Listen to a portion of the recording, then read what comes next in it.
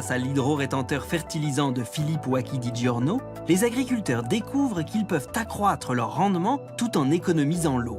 C'est le cas de Thierry Akinaga, l'un des plus gros producteurs d'agrumes de l'île qui l'utilise depuis peu. Bonjour Thierry. Aujourd'hui, il montre les résultats qu'il a obtenus grâce au produit à David Garrigou, le représentant qui lui a vendu. Donc il y a 7 mois, vous avez planté sans arrosage et du coup, vous avez mis en terre avec le polyterre gonflé. On les a arrosés à peu près 2 fois après les avoir plantés, à 10 jours d'intervalle. Et depuis, on n'a pas réarrosé et les arbres sont toujours là, vous voyez. C'est tout naturellement pour des raisons écologiques et économiques que cette invention intéresse déjà plus de 1000 communes françaises. Il y a même les vers de terre qui sont là, déjà. Chose qu'on n'avait pas avant quand même. Ici sur ces bacs, on est à, sans le produit, sans le polyterre, on est à 2 passages tous les 8 jours d'arrosage. Ce qui représente en gros en cubage d'eau, on doit bien envoyer 2 mètres cubes pour les bacs. Et au jour d'aujourd'hui avec le polyterre, on est passé à un arrosage tous les 15 jours. Et on a des résultats qui sont vraiment concluants.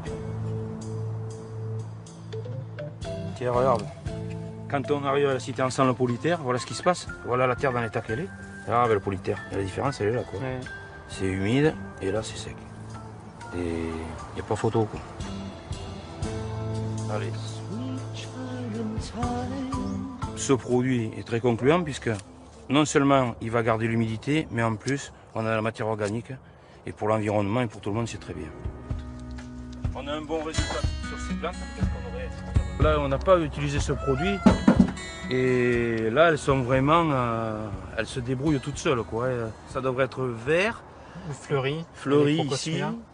Et voilà, les petits glaïeuls, les crocosmias, ils ont été grillés, on le voit. Il manque d'eau. Et je pense qu'on va faire l'essai sur cette zone en suivant pour voir l'évolution. Mais si on a le même résultat qu'ici, je pense qu'on n'a pas de problème sur ce secteur.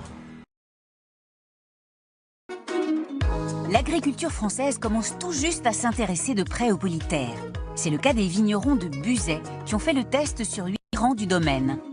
Quand j'ai entendu parler du polyterre, je me suis dit c'est incroyable, si ça fonctionne, il faut impérativement le développer et le diffuser à l'ensemble du vignoble parce que c'est véritablement un enjeu fort pour nous les vignerons de Buzet de pouvoir avoir des parcelles qui continuent à avoir un potentiel de production satisfaisant. Et donc là c'est le domaine de Gaze, donc là c'est vraiment Nous avons réalisé des mesures qui, dès la première année, ont montré des résultats très satisfaisants puisque nous avons une augmentation de 18% du développement des rameaux.